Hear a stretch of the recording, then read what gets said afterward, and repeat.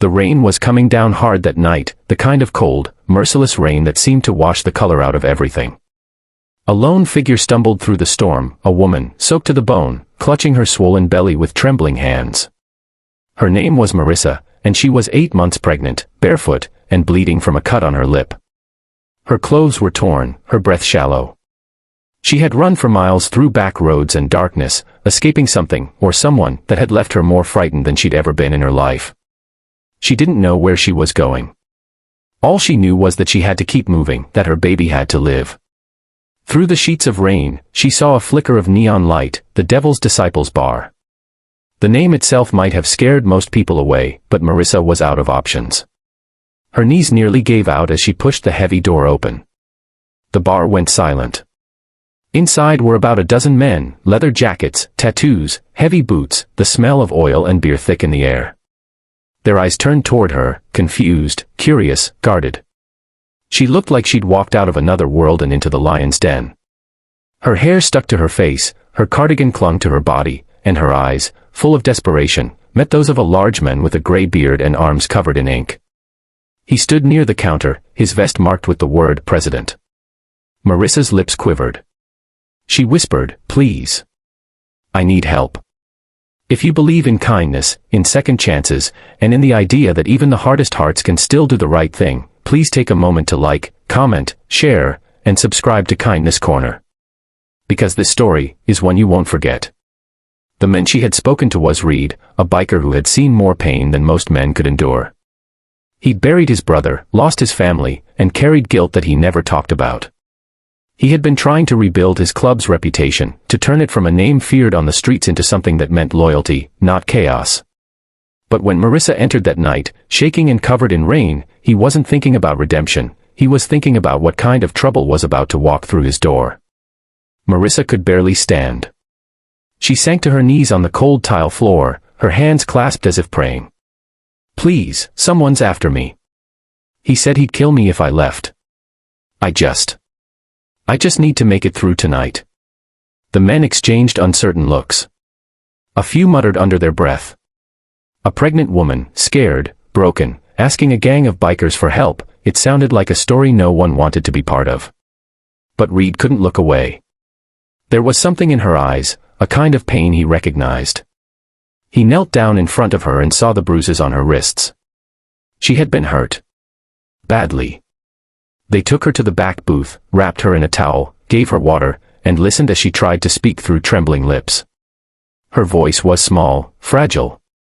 She told them about Carl, her husband, a man who'd promised to love her but instead turned her life into a nightmare. When she got pregnant, he grew more violent, controlling, dangerous.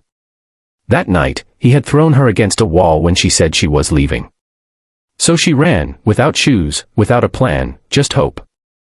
Reed stood silent for a long moment, then looked at his men. Nobody touches her. Nobody questions her. She stays here tonight. And with that, he made a decision that would change all of their lives. They set up a cot in the office, brought her warm food, even found an old blanket someone's mother had made.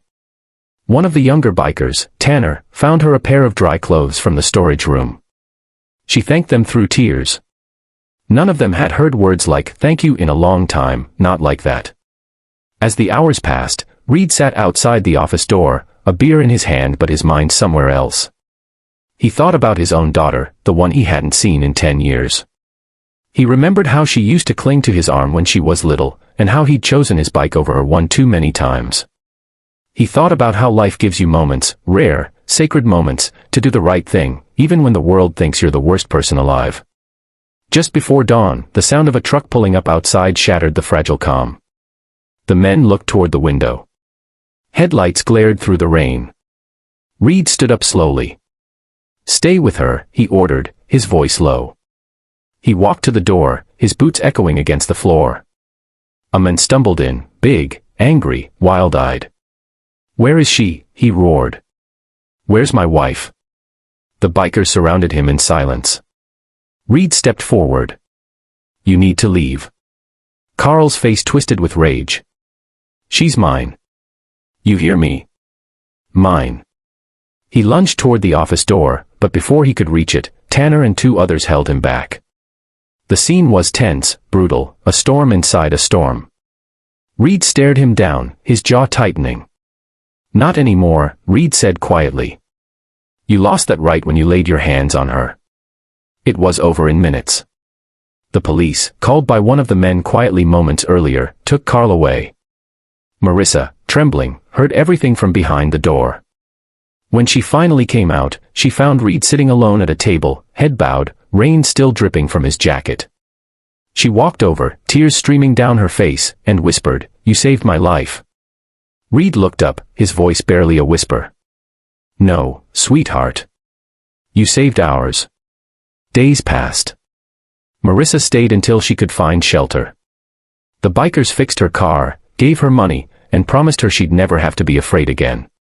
When she left, she hugged each of them, men who'd once been feared, now standing quietly, trying not to cry.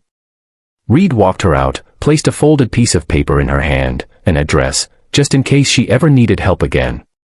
Months later, a letter arrived at the bar. It was from Marissa. Inside was a photo, a newborn baby boy wrapped in a blue blanket. On the back, in soft handwriting, she'd written, "His name is Hope.